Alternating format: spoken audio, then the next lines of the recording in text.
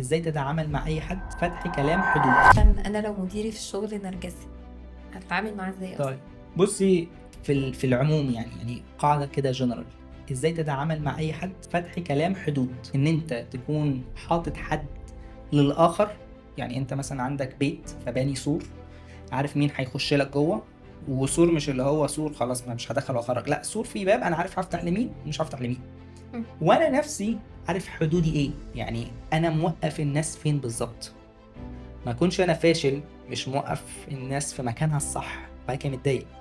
مش هكون مدخل حد جوايا وفاتح له بقى وعمال اتكلم وفجأة لا ده اصل ده بيتنمر عليا او مش عارف. حط حد. والناس النفس التانية برضو اللي جاي ده انت فين وانا فين. فهي فتح كلام كده سواء بقى نرجسي دراما كوين مش عارف ايه، ما دام في حدود ان انت في امان.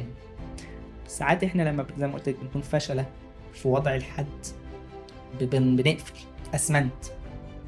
الجوستنج اللي هو فكرة all or none.